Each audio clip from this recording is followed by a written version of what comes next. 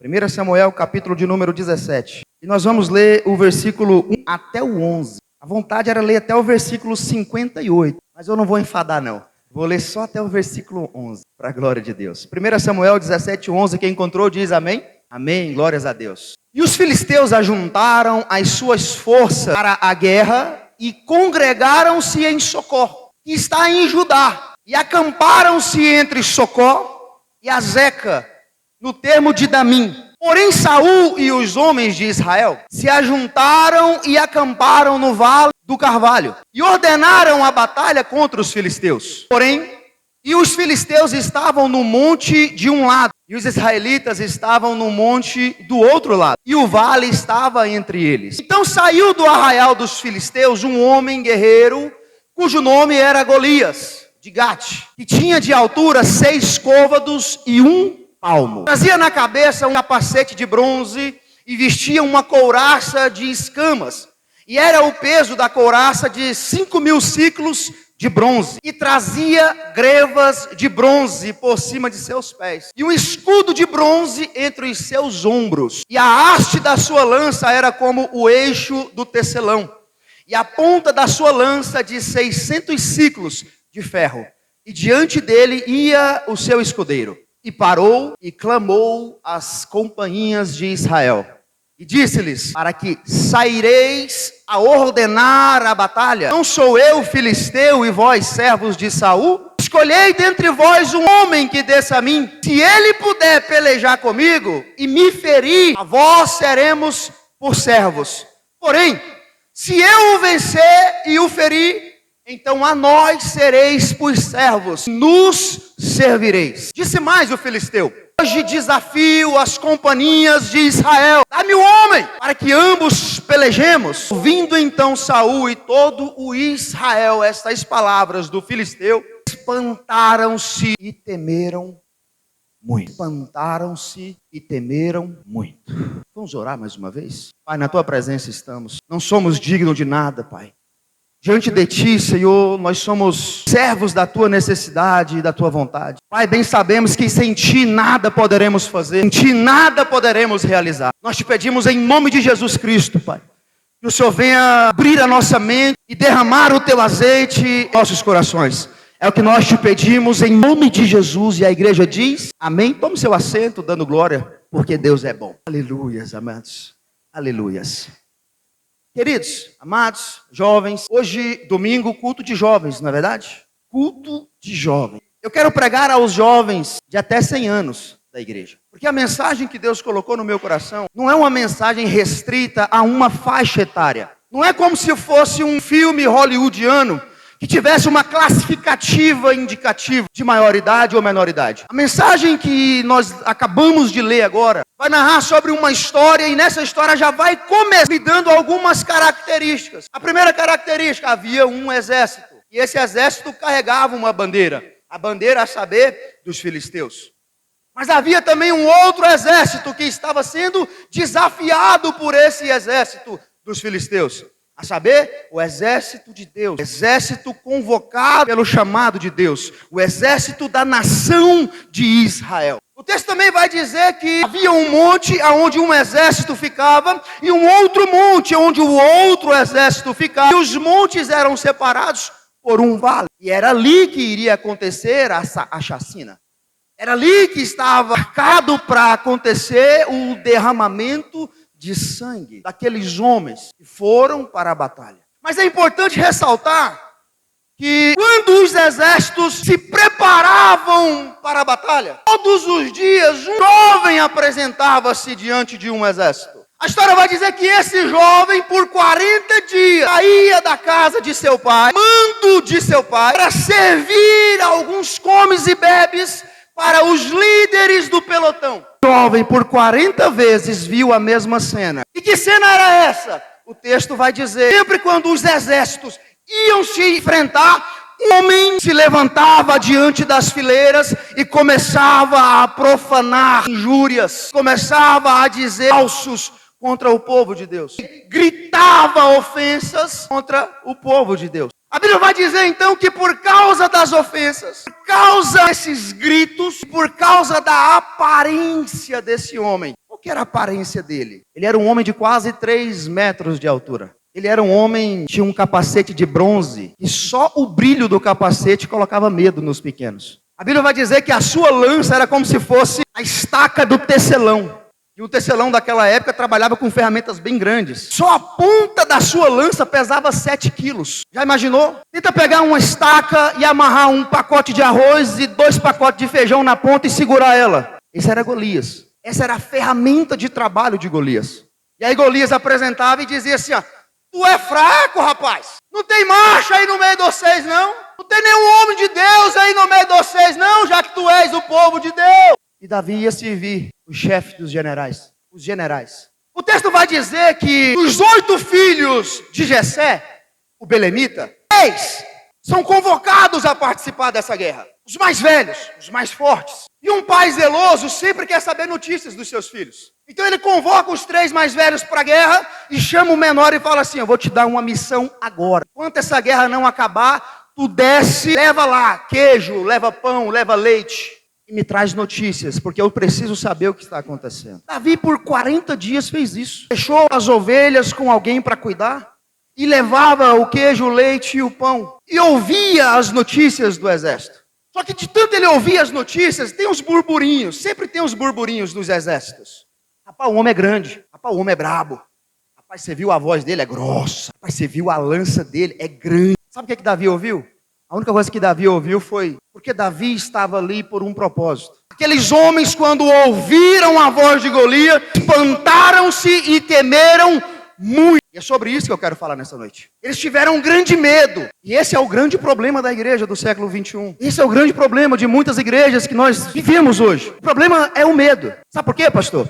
Todas as vezes quando nós vemos uma palavra na Bíblia, os fundamentos da hermenêutica sempre que você lê uma palavra na Bíblia, procure a primeira vez que essa palavra é dita na Bíblia. Porque quando você encontrar a primeira vez que essa palavra é dita, o contexto dessa palavra vai explicar todas as outras vezes que essa palavra acontecer. Ou seja, a primeira vez que vemos a palavra medo na Bíblia, está onde? Está em Gênesis 3, capítulo 3, versículo 8 e 9. E vejam que o contexto ali do medo é porque alguém pecou, alguém quebrou um princípio, alguém quebrou um valor, alguém passou o carro na frente dos bois. E por causa disso, teve medo. Alguém quebrou um princípio que não deveria ser quebrado. O princípio dos filhos de Deus, você alcançar e vencer a terra. E na terra você usufruir do bom e do melhor. Veja que quando Deus faz o jardim, pastor, olha só. Deus cria o jardim. E ele faz o homem fora do jardim. Não faz dentro. Ele faz o homem fora do jardim. E aí quando ele faz o homem e o coloca dentro do jardim. Sabe qual foi a primeira coisa que Deus falou para Adão? Muitas pessoas ouviu dizendo assim, ó. Não coma, não pegue, não faça. A primeira coisa que Adão ouve do seu pai é: coma de todo fruto. Porque quando você é filho de Deus, tudo te é livre. Você é livre para fazer todas as coisas. Você não nasceu escravo, você não é escravo. Coma de todo fruto, vírgula. Porém, é uma conjunção adversativa. Porém, aquele fruto X não coma. Aí sim, é uma negação. Só que hoje é invertido. Hoje é invertido as coisas. Semana passada eu coloquei na lupa do YouTube 5 louvores que pode ser cantado em qualquer igreja evangélica. O YouTube me deu várias opções. O que não cantar na igreja? O que não fazer na igreja? Qual hino não pode fazer? Qual hino não tem adoração? Eu não pedi isso. As pessoas já estão tão mecanizadas ao não, não, não, por causa do medo. O medo é a pior atmosfera que o crente pode viver. Nós não nascemos para ser medrosos. Porque Deus nos deu espírito de liberdade. Deus nos deu o espírito de medo. Na esfera do medo, a psicologia vai dizer que existe no mínimo 10 níveis de medo. Mas eu não vim aqui para pregar a psicologia, eu vim aqui para pregar o Cristo, que está acima de qualquer estudo. Augusto Cury vai dizer que o medo é como se fosse uma lente óptica. Que você olha para essa lente e por essa lente a lente aumenta 10, 20, 30 vezes mais.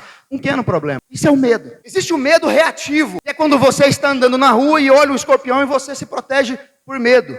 Ok? Mas o medo que esses homens sentiram não foi o medo reativo. Foi o medo de covardia. Foi o medo que esmaga a esperança dentro do coração do crente. Foi o medo que te impede de prosseguir antes mesmo de começar. É o medo dos derrotados. É o medo daquele que não tem coragem de ir para frente. É o medo de olhar e dizer assim, não, isso não é para mim.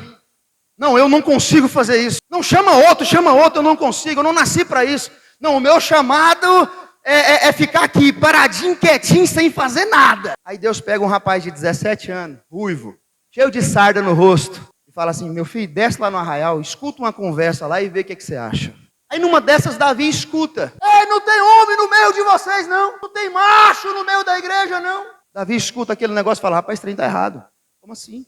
Jovem, sabe o que é jovem? Um jovem, franzininho, não é um homem não, é um jovem. Ele fala assim, eu preciso encontrar com esse incircunciso e mostrar para ele quem é o Deus de Israel. Esse incircunciso precisa conhecer o Deus a quem eu sirvo. E então esse Davi começa a conversar com os soldados ali, os mais amigos, aqueles a quem ele já tinha feito uma certa amizade, afinal era 40 dias fazendo o mesmo percurso. E aí ele começa a ouvir. Rapaz, tem um homem ali que eu vou te falar, viu? O homem parece um armário. O homem é grande. Rapaz, todo dia, das 6 horas da manhã, Saul manda a gente enfileirar as carreiras, a gente enfileira. Saul manda a gente levantar os escudos, a gente levanta. Saul manda a gente mostrar a lança, a gente mostra. Mas na hora que a gente desce pro vale, Golias entra na frente. E ele começa aquela conversa dele. Esse tem, esse vai, esse é. Então aparece. É engraçado que Golias não dá um tiro, né? Você não vê Golias derramar uma única gota de sangue. Sabe por quê? Porque você, como igreja, você é guardada por Deus. O nosso inimigo, ele até pode estar ao nosso derredor, bramando como leão, rosnando, fazendo sons e barulhos de medo. Mas você foi liberto. Foi derramado um sangue por você. A mancha do medo foi lavada por um sangue purificador. As pessoas têm medo, por exemplo, de conhecer Jesus. Muitas pessoas até dentro da igreja têm medo de reconhecer Jesus. É interessante ressaltar, pastor, por exemplo, quando Jesus estava na Galileia, ele já estava chamando os seus alunos, convidando os seus discípulos para a sua cruzada, o seu ministério. E quando ele está de frente do mar da Galileia, o lago de Tiberíades, Jesus bola um plano e fala, eu preciso ir a outra margem em Gezaré. Eu preciso encontrar com um certo homem endemoniado, trazer a purificação para a vida dele. Eles então entram dentro de um barco e vão atravessar a margem. Todos conhecem a história. Só que é interessante ressaltar que no meio do percurso acontece algo inusitado. O mar da Galileia fica na junção de várias montanhas, principalmente o Monte Hermon. Então quando dá uma ventania em cima dos montes, acontece de cair a temperatura e faz um negócio que a meteorologia chama de vento forte com vento fraco, vento quente com vento frio. E acontece o quê? Chuva, tempestades. E então o barco começa a chacoalhar. Marcos vai dizer que Jesus está como? Deitado com a cabeça sobre um travesseiro. E tem gente que fala que Jesus não tem senso de humor. Rapaz, Jesus dormindo em cima de um travesseiro, num barco. Mais um pouquinho tinha um micro-ondas e um air fryer. Um travesseiro. Jesus está dormindo, descansando. E o barco está chacoalhando, e tem chacoalha para aqui, chacoalha para ali, e vento bate, vento bate. Mas verdade é que num dado momento, Jesus é acordado por um dos discípulos. E a fala do discípulo é, Senhor, não te importa que nós pereçamos? Uma fala bem corajosa, né? Porque se tinha uma coisa que aqueles discípulos tinham ali, era coragem. Não tinha ninguém com medo. Jesus olha e fala assim, homens de pouca fé, vocês são medrosos demais. Que isso aí? Aí ele fala assim, vento, acalma-te, mar, assossega. Aí os discípulos fazem uma frase que é impressionante. É a pergunta central do Novo Testamento. E é a pergunta que deve estar no seu coração com uma certa resposta. Quem é este homem? Quem é este homem? Que até o mar e o vento obedecem. Você sabe por que Jesus foi lá fazer isso? Mostrar para eles que ele fazia aquilo? Coloca para nós Salmo 89. Salmo 89, versículo 9. Só para nós dar uma olhada. Porque os discípulos, eles não faltavam EBD não, pastor. Os discípulos eram tudo letrado. O culto de ensino estava na igreja. Só um tem poder de dominar o ímpeto do mar quando as suas ondas se levantam. As fazes aquietar. Jesus levou eles para aquele lugar para mostrar para eles quem ele era. Porque uma certa vez Jesus perguntou assim, o que esse povo anda falando de mim? Aí um disse assim, Jesus, tem gente aí falando que o senhor é Elias. Tem gente aí falando que o senhor é Jeremias. Jesus falou, peraí, vamos ali. Eu vou mostrar para vocês quem eu sou. Eu sou aquele que domina o ímpeto do mar quando as suas ondas se levantam. E eu sou aquele que tem o poder de fazer aquietar. Se eles eram judeus, eles sabiam desse texto. Porque Jesus é aquele que mata a cobra e mostra a cobra. Isso é Jesus. Isso é Jesus. E Davi não era bobo. Davi não era bobo. Começa a ouvir algumas historinhas e ele fala, rapaz, eu preciso fazer com que esse homem mexa o meu Deus. Porque todos nós já ouvimos várias vezes a história do Davi e o gigante. Não é? É tema de escolinha de criança. Só que às vezes passa batida algumas informações, algumas nuances pequenininhas, mas que fazem a diferença na vida de um jovem. Davi então está determinado a ter um encontro com um certo incircunciso. E aí Davi começa a perguntar para um, começa a perguntar para outro e fala para outro. Até que o seu irmão mais velho apresenta e vai ter com Davi, clamando de Davi. Sabe por quê? Porque uma pessoa covarde, uma pessoa sem integridade, pessoa que está ali só pelo tomar lá da cá, uma pessoa que está fazendo a obra de forma relaxada, ela não importa. Desde que ela esteja confortável, está tudo bem. Ele era o filho mais velho, bem situado, amigo do general, está tudo certo, não tem problema. Mas Davi não estava ali para isso. A Bíblia então vai dizer que esse circunciso olha para ele e fala assim, rapaz, o que tu está fazendo aqui, Davi? Para que tu desceu aqui, rapaz? E ainda tenta diminuir o ego do seu irmão, dizendo assim, tu deixou as suas pequeninas ovelhas aos cuidados de quem? Aí Davi fala, rapaz, eu vim aqui para saber da história, o que está acontecendo, esse negócio que não está certo. Tá? Ainda que eu seja de menor, ainda que eu seja novo aqui no negócio, algo de certo está errado e algo de errado não está certo. Eu vim aqui para resolver o problema. Mas sabe o que o irmão dele fala? O crente, fala assim, eu sei da maldade do seu coração. Tu veio aqui foi só para arrumar contenda. Aí Davi fala assim, o que eu fiz para tu não gostar de mim, rapaz? Sabe? A frase tem 2 pontos de interrogação. O que eu fiz agora para tu não gostar de mim, rapaz? Eu vejo um Davi cansado. Eu vejo um Davi que já estava sendo perseguido pelos seus há muito tempo. Davi então larga ele e vai procurar informação de outras pessoas. E essas pessoas falam para Davi a mesma coisa que os outros já tinham falado. Então, tem um rapaz ali, o cara é grande. Olha, eu vou te falar, o cara é brabo. Olha, eu vou te falar, o cara é terrível. Só que o burburinho ganhou fama e foi parar nos ouvidos de Saul. Aí Saul fica escutando. Ó, rapaz, tem um rapazinho ali que eu vou te falar. O homem é baixinho, mas eu vou te falar. O que ele tem de baixinho, ele tem de nervoso. Rapaz, tem um cabra ali que eu vou te falar. Ele é magrinho, mas o que ele tem de magrinho, ele tem de unção. Pense num cabinha. Aí Saul fala, tá, manda chamar, eu quero saber quem é, eu quero ouvir. Enquanto eles mandam chamar Davi, Davi está descobrindo uma outra informação. Davi descobre que aquele que enfrentar esse homem vai poder se casar com a filha do rei. Aí Davi já era crente. E viu na oportunidade uma maneira de ter um bom casamento. Aí ele olha, oxi, e é? Tá vendo aí, jovem? Não percas as boas oportunidades da sua vida. Calma aí que eu vou chegar lá. Alguém um dia me falou assim, rapaz, tu prega contando história, rapaz, para com isso. Oxente. E Jesus parabolava como? Contando história. Oxente. E Paulo uma vez foi pregar e disse assim, ó, havia um homem que se no corpo ou fora do corpo, só Deus o sabe. E esse homem foi no 3º céu. E lá ele viu coisas inefáveis, cujo não é lícito o homem saber. Ora, o que é isso senão uma história? É o meu jeito. Eu só sei contar história. Eu não sou pregador, eu só sou contador de história. E aí Davi escuta assim, rapaz, aquele que enfrentar aquele homem e vencer, vai estar bem na fita. Vai casar com a filha do rei. E E tem mais uma coisa. Não vai mais pagar imposto na cidade. A sua família vai estar isenta de... Ah, meu amigo. Quando Davi escutou esse negócio, ele quase que falou em mistério. Davi falou, e é mesmo, é? É. Então é. Ô, rapaz. É agora que eu vou ter que encontrar com esse rapaz. Vou levar o peso da justiça até ele. Porque Davi sabia. E quando o urso invadiu o seu rebanho, Deus ajudou Davi a derrotar. Davi sabia, Davi era jovem, mas era crente. Só ele e Deus sabia das pelejas que ele já tinha enfrentado no secreto. Davi era jovem, mas era crente. Tá entendendo? Davi não era aqueles crentes assim que ficam o dia inteiro aqui só no rio, no TikTok. Não. Davi levantava de madrugada para apacentar as ovelhas e trabalhar para o reino. Mas segue a história. Davi então se encontra com Saul. E aí Saul olha para Davi e fala, rapaz, mas tu tem coragem, viu? Você tem certeza? Vamos parar com isso. Para com isso. Sabe o que é isso? Hipocrisia. Porque Saul não tinha a mínima coragem, Saul não tinha a mínima capacidade de enfrentar aquele rapaz, aquele soldado. Mas quando ele olha em alguém disposto, ele minimiza a pessoa com desculpa de que não, ele é muito novo, não, ele é muito fraco. Já ouviu alguém falar isso? Quando um covarde não vai, aí quando ele acha alguém que quer ir, aí ele quer diminuir a disposição da pessoa, dizendo, não está preparado, isso aí não vai dar conta.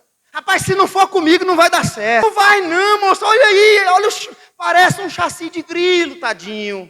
É sempre a primeira iniciativa dos covardes. É sempre, sempre. E sabe o que mais me assusta? É que no versículo 24, depois de algumas vezes que Golias ia lá e proferia profanações acerca do povo de Deus, o versículo 24, vai dizer assim, ó.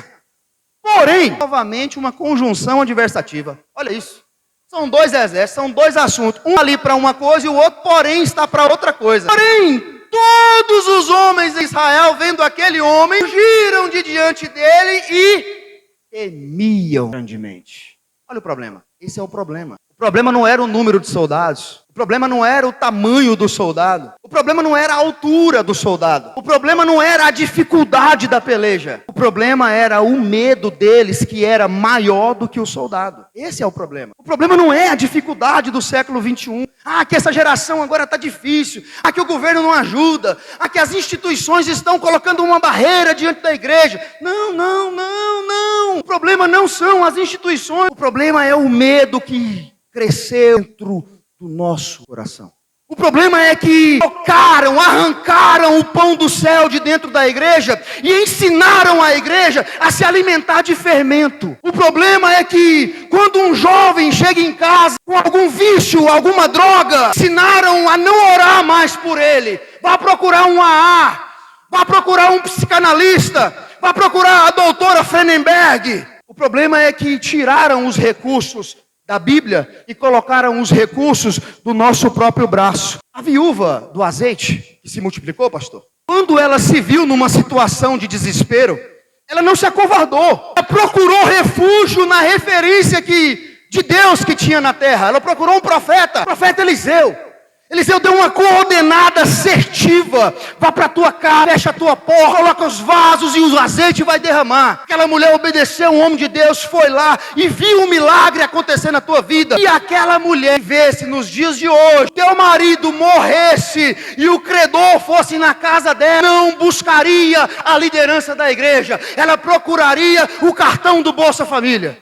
Eu não vim aqui pregar contra o governo e nem as suas assistências. Não é sobre isso. Eu não vim aqui falar que o salário isso, o salário aquilo é ruim, é demonizado. Não é sobre isso. Eu vim aqui dizer para você que aqueles soldados estavam acostumados a procurar o seu recurso no braço do homem e não na vontade de Deus. Aqueles soldados estavam adaptados a comer o fermento e não o pão do céu. O problema não foi Golias, o problema foi o medo que estava instaurado no coração. Esse foi o problema. O problema foi que eles se acovardaram. O cara não tinha dado um tiro, só tinha gritado, e eles já estavam tremendo-se de medo. Davi então tem um encontro com Saul, e aí Saul faz algo que eu acho extraordinário. Saul vendo que ele não tinha capacidade de descer lá e mostrar a cara e falar, vem rapaz. Saul vendo que não tinha oportunidade, o que ele faz? Ele fala para Davi, Davi vem aqui, deixa eu te ajudar. Me ajude a te ajudar. Tá vendo essa armadura aqui? Vista ela. Tá vendo essa espada aqui? Então, empunhe ela porque ela vai te salvar. Davi era humilde. Rapaz, Davi era crente, viu pastor? Davi até tenta, para não deixar o homem triste, Davi até tenta. A Bíblia vai dizer que ele tenta, dá um passo ali, ele começa, não dá, não consigo, eu nunca fiz isso. Não é da minha índole. Eu não me encaixo dentro de nenhum sistema. O sistema que eu pertenço é um sistema que vem do alto, não é um sistema que vem do chão. Algumas pessoas podem interpretar isso de várias formas e não tem problema. Mas a interpretação que Deus me deu para trazer para vocês foi: a estrutura que Saul estava oferecendo para Davi era uma estrutura corrupta, era uma estrutura falida, era uma estrutura que não dava certo, era uma estrutura que nem mesmo o próprio Deus tinha consagrado Saul a rei. Veja que quem coloca Saul como rei foi o povo e Samuel. Eu não vejo Deus chamando um profeta, indo na casa de Saul e ungindo ele a rei. Sabe por quê? Porque Saul era general de guerra, capitão de guerra. E numa canetada, ele é levado a rei. Parece até que eu estou vivendo uma história atual. Numa canetada, ele é levado a rei. Levado a rei. Só porque a voz do povo é a voz de Deus. Mentira que te contaram. A voz de Deus é a voz de Deus, ainda que um povo não aceite. Então Saul oferece essa estrutura para Davi e fala: entre no meu esquema, entre no meu jogo e vai. Parece que eu vejo Saul dizendo assim, ó, se ele for ganhar, eles não vão ver o Davi, eles vão ver a espada do Saul, eles vão ver o escudo do rei, eles vão ver o meu nome lá, não é o Davizinho. Mas aquele que nasceu para ser livre não se encaixa dentro do sistema. Ainda que te preparem qualquer arapuca, tu não vai cair nela. Não, tu não vai cair nela. Porque se você não se deita na cama da covardia, você pode ter certeza que gigantes serão a sua cama para te honrar. Davi então olha e fala: não, eu vou fazer o seguinte, deixa eu fazer do meu jeito, Posso. Deixa eu fazer da minha maneira, pode ser. O texto vai dizer assim, que Saul olha para mim e fala, vai com Deus, vai com Deus. Aí o texto é claro, Davi desce no ribeiro de Querite. O ribeiro do Querite, no hebraico, significa medida de Deus. É o mesmo ribeiro que matou a sede do Elias. Quando ele teve sede, desceu ao ribeiro de Querite. E depois que ele desce e bebe da água na medida de Deus, então os milagres começam a acontecer. Uai, não é o cartão do Bolsa Família que resolve? Não. Davi então desce no ribeiro, seleciona 5 pedras. 5 pedras. Pega 5 pedras e coloca no seu alfoge, alinha a sua funda, prepara e vai para a guerra. Quando ele chega na guerra, ele escuta aquele rumor. E aí, não tem homem não, rapaz? Cadê os crentes daqui? Os crentes tudo acovardado, tudo com medo. E aí aparece Davizinho, tranquilão. Sabe o irmão Davi? É o irmão Davi, é pequenininho, mas está na EBD, está no culto de ensino. Se fizer o evangelismo, ele está lá fora, vamos agora. Não, mas aquela rua ali é perigosa. Perigosa porque eles não conhecem o Deus, que é mais perigoso do que eles. Não, mas então vamos visitar aquele rapaz. Rapaz, aquele cara acabou de sair da cadeia. Problema é dele, porque o meu Deus quebra qualquer cadeia. Conhece o irmão Davi? Esse é o Davi. Aí Davi chega na frente dele assim e fala assim, rapaz, tu é grande, mas não é 2 não, tá? Aí sabe o que o Davi escuta? Insultos. Ele fala, rapaz, sou eu um pet para vocês mandar um fiote de ser humano para vir me enfrentar? Eu pedi um homem, vocês mandou um homem parcelado? Manda o resto. Eu pedi um homem inteiro. E começa a azarroar ele. Vendo a Davi, o desprezou por quanto era moço, ruivo e de gentil aspecto. Em outra tradução é bonito. Ele era bonito, ele ficou com inveja de Davi, porque Davi era bonito. Ele era bonito. Só que aí Davi faz algo que eu acho impressionante. Olha só, Davi há 40 dias está preparado para aquele momento. Eu nunca vi Jesus orar para fazer um milagre, pastor. Nunca vi Jesus chegar, orar e o mar parar, orar e o cego ver. Não. Jesus sempre orava bem antes, porque quando ele chegava no momento, ele já estava preparado. Ele não se preparava no momento. E aí essa sociedade do micimiojo, da pressa, do tudo instantâneo, do tudo tem que ser aqui e agora, potencializou o desejo na mente dos jovens, que você tem que ser o que você é aqui e agora. Mas a Bíblia fala para todos assim, ó, se prepara meu filho, se prepara, daqui 40 dias eu vou pôr um gigante na tua frente, tu tem que estar preparado hoje, terra. Davi estava preparado. É por isso que fazemos congressos. E aí o congresso é assim, pastor, eu quero te agendar para daqui 3 meses, amém pastor? Amém. E no último dia, o conjunto de jovens faz um projeto ali de oração, alguma coisa, para Deus abençoar o congresso. Tiveram 3 meses para se preparar. Não, nós vamos fazer um evangelismo tal dia. Eles vão se preparar no dia do evangelismo. E quer que os gigantes caiam na frente deles. E quer que Deus entre na frente arrebentando tudo. Sabe? Parece até que aquele jeitinho brasileiro de deixar tudo por último, tudo para a última hora. Rapaz, isso não é Bíblia não, gente. Não foi chamado para isso, não. Foi chamado para se preparar, para quando chegar um momento a gente já está pronto. É por isso que Jesus vai vir buscar uma noiva que está com as vestes brancas. Nós não vamos esbranquecer ela no ato. Quando ele chegar já tem que estar branca. Então Davi está preparado, obediente, interessado nas oportunidades, porque se matar tem um bom casamento e isento de imposto. Isso é inteligência. Ele escuta aquela baboseira toda ali, aí ele pega e faz o seguinte, fala, rapaz, escuta só, ele não sabe. Ele é grande, mas não é 2 não. Quando foi um urso lá no meu arraial, eu matei o urso na facada. E aí uma vez foi um leão. Quando o leão chegou, eu puxei a barba dele assim no bigode. Eu acho que é por isso que não pode ter barba nas assembleias, né? Tô brincando, viu, pastor? Eu gosto da barba, tá? Mas deve ser por isso que eles não gostam, porque pelo amor de Deus, não tem nada a ver. Tem nada a ver, gente. Mas deve ser por isso que alguns falam que não pode ter barba, porque vai que alguém puxa. Davi, então, puxa a barba do leão e vai de arrasta para cima. Agora eu falei com os jovens. Foi de arrasta para cima. Davi pega aquela pedrinha que ele pegou na medida de Deus. Não foi na medida de Saul. Ele pega uma pedra das 5 que ele pegou na medida de Deus. Jovem, tudo que você for fazer, faça na medida de Deus. Seja na escola, fique na medida de Deus. Na faculdade, vá na medida de Deus. Tem um projeto, faça o projeto na medida de Deus. Eu tenho um culto para presenciar, então cultue na presença e na medida de Deus. Não, eu tenho um projeto que eu vou fazer acolá, então vá na medida de Deus. Não, eu estou com um projeto aqui, pastor, que se Deus abençoar e vai dar certo, então faça na medida de Deus. Não procure recursos do nosso braço, da mão grande. Não. Vá na medida de Deus. Porque eu ainda sou crente. Há 20 anos atrás, a gente escutava uma frase, que era assim, ó, aos jovens que querem casar, passe a mão no joelho da moça, tá? É no joelho, calma lá. Se nascer cabelo, não serve para casar, porque está orando pouco. Há 20 anos atrás, a gente escutava isso na igreja. E as moças, se for passar a mão, passa a mão no joelho. É no joelho, gente. Eu vou falar de novo para não ter confusão. É no joelho. Se passar a mão nele, passa no joelho. Se não tiver um calo, não serve para casar. Não serve para casar. Se nascer cabelo, então, tiraram isso da igreja. Tiraram o compromisso da oração, do jejum e da fidelidade. Tiraram o primeiro venha do céu, para depois vinham da terra. Tiraram. Colocaram o agora é o aqui e o agora. E tudo que você precisa, eu posso te oferecer. O governo vai te dar. Tem livro de autoajuda para tudo que é coisa. Não precisa mais ler a Bíblia. Ah, não, mas a minha cunhada está com depressão. Vá ler Augusto Cury, Gerenciamento das Emoções.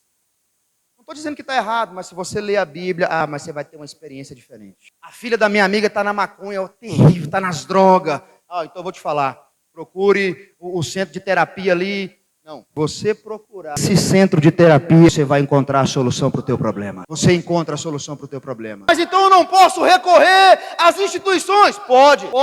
Mas vá na medida de Deus. Antes de tu encontrar com o teu Golias, passe pela medida de Deus. Davi então chega amuniçado. 5 pedras, se uma não der, ele tem mais 4. Olha para Golias e fala, tu é grande, mas não é 2. Homem bom de mira, viu? Que isso, gente. Ele vai dizer que a pedra cravou a testa do Golias. Aquilo não foi uma pedrada, aquilo foi um míssil teleguiado. Porque quem anda na medida de Deus não dá vazão ao erro. Quem anda na medida de Deus dá 100% certo. Quem passa pela medida de Deus não dá chance para o inimigo sobreviver. A pedra foi, teleguiada. Bateu e cravou na testa de Golias. Eles não esperavam por isso. Eles esperavam o quê? Mais uma vez, o profissional da guerra Golias devasta o seu oponente. Era isso que eles esperavam. Esse era o sistema. Só que naquele dia, um jovem preparado, jovem que passou pela medida de Deus, jovem, crente, frequentador de EBD, disse, hoje eu vou pôr um basta. Hoje eu vou mostrar para eles que o Deus de Israel ainda derruba gigante. O Deus de Israel ainda resolve problema. Deus de Israel ainda soluciona problema. Deus de Israel ainda resolve a minha vida. Amém?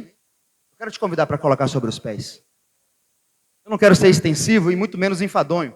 A história vai dizer que após isso acontecer, Davi é ovacionado. Parece que eu vejo Davi sendo jogado assim pelas pessoas. Davi! Davi é ovacionado pelas pessoas. Isso é pecado? Não, é gostoso. É gostoso quando o seu trabalho é reconhecido, porque você fez o seu trabalho na medida de Deus. Isso não é errado. Mas colocaram na nossa mente que você tem que ser quietinho na sua. Eu vou para a igreja, fique sentadinho na sua, não atrapalhe o culto. Quando Deus, na verdade, só queria que você desse uma visitada no Ribeiro de Querite. Tem 52 minutos que eu estou aqui falando, arrodeando o toco, só para te falar. Eu vim aqui só para falar isso. Deus só quer que você pare no Ribeiro de Querite. Deus só quer que você visite o Ribeiro de Querite. Só isso.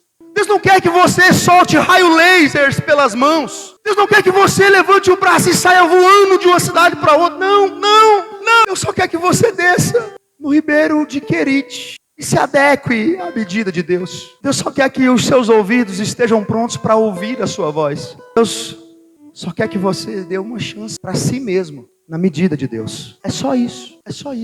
Foi para isso que eu vim aqui. Eu não sou super-herói, eu só vim aqui para te falar, se adeque na medida de Deus. Porque eu tenho certeza que os teus sonhos, e os teus planos, e os teus projetos vão sair da ponta da caneta, vão sair do papel e vão passar a ser realizados para a glória do nome do Senhor Jesus Cristo. Se você crê nessa palavra, dê um glória a Deus bem forte, porque Deus é bom, porque Deus é maravilhoso. Amados, eu agradeço pela minha oportunidade, tá? Não quero estender mais, está ótimo, tá bom? E a minha